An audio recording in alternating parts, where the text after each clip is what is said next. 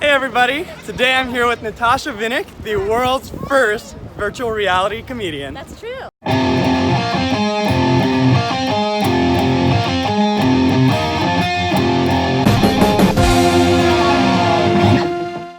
The ladder is so important. You ready? Yeah! Awesome. Hey everybody, I'm here with Natasha today, improv comedian by night. I totally forgot what you do in the daytime. Oh my god, that's fair. I do social media marketing and design. Okay, cool. Yeah. Can you tell me more about improv comedy and what it takes to be an improv comedian? What does it take to be an improv comedian? Or you can just show me right now too. No. That's exactly what you're not supposed to do in improv is say no. Okay. The big thing is yes and. The idea that someone presents something to you, like we're going to the zoo, and be like, yes, and I'm gonna feed all the penguins pine nuts or whatever, you know? That you move forward and add something. So I feel like if I tried doing improv comedy, Which you should. which I will, I would say stuff, except it just probably wouldn't come off as funny. How do you actually add in like the comedic aspect for it? Yeah, so a lot of people, like you'll even see stand-ups, I also do stand-up, you'll see stand-ups going into improv like thinking that everything has to be funny and you need to get a laugh every line. And what you forget is that the scene's not about you, it's about how you work with people and the dynamics between people. Do you think then that when beginners come in, they're really too reserved, or they try to keep to themselves a little bit too much? Yeah, some are definitely like so locked in and so blocked, and like the thing is in society, like we've gotten very comfortable and we are safest when we're saying no. Someone says like, you want to walk across this freeway blindfolded, you're gonna be like, no. Yeah, right. But you forget that on stage, you're completely safe. So there you can do anything and agree to anything and it'll be fun. So can you tell me a bit more about stand-up? Stand-up is the coolest. Okay. I love improv. I've always loved improv. Improv's what I've done since high school. And stand-up's relatively new.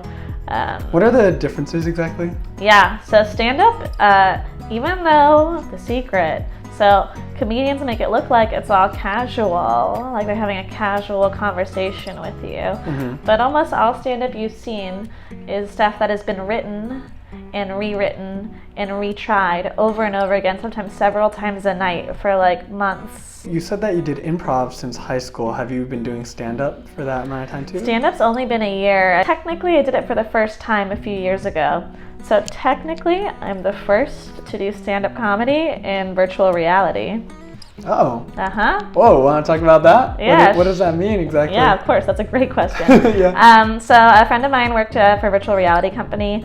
And so what they did is they have, they tracked my face to like an avatar's face. So all of my expressions, this little avatar you're making, and they put, those things on your body so that the avatar can track all of your movements. Okay, yeah. So like there was a little animated person on this ridiculous stage they had made in virtual reality.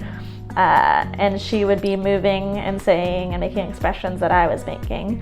And the audience was a bunch of people who were also these avatars who were tracking what they were doing, sitting in these little chairs. Okay. And whenever they wanted to clap, the audience would like press like L or space bar or something. But they were all listening through their microphones and you could hear them respond.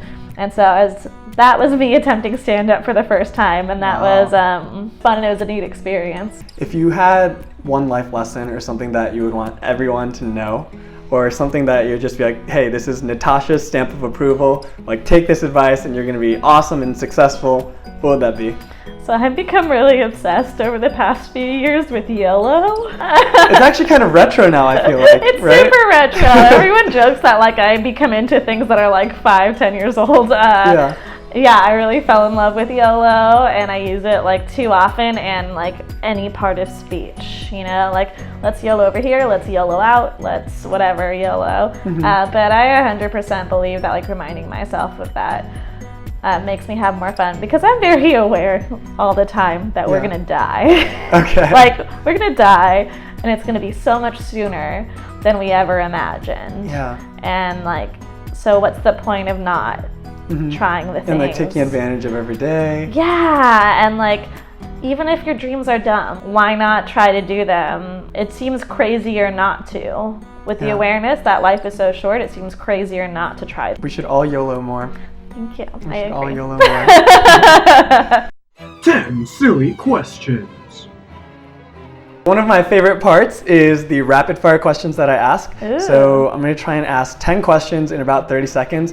Answer with 1 or 2 word answers as fast as you can. Okay. You ready, Natasha? Yeah. All right, here we go. Uh-huh. First question, favorite superhero? Xena Warrior Princess. On a scale of 1 to 10, how cool are you? 3. Oh, favorite sitcom? I'm loving The Good Place. Self-driving cars, yay or nay? If somehow the whole world can switch to them and they don't become evil, yay. Okay. You Favorite can place? take naps. Sorry. Oh, that's true. Uh-huh. Favorite place in the world? Oh no, this was supposed to be rapid fire. Skip. Okay. You have to eat one thing for the rest of your life. What is it? Ceviche. Nice. Morning or night person? Morning, like early morning when it's quiet. Nice. Like 5 a.m. for you? Yeah. Most annoying pet peeve? I hate the phrase pet peeve. Ooh. Like oops. a lot. Most spontaneous thing you've done in the last year? Do I do spontaneous things? Do you like to lead or follow? I just like to avoid people and do my own thing. Do you have any upcoming shows? I always Let me have re-ask that because upcoming that shows. sounded kind of awkward. Do you have any shows coming up? No. Oh, that was more awkward. Do you have any shows coming up anytime soon? Yeah, I always have shows coming up soon. Okay. I co-produce a show at Milk Bar every second Friday that's stand-up, and it's called Clockwork Comedy. I have a weekly improv show at Piano Fight where we do improv based off of Craigslist missed connections. They can always go to natashavinik.com, and I have my calendar there too. Okay, natashavinik.com. Yep. There we go. All right, any final thoughts or final words you want to say to people watching? You know, YOLO. Amazing.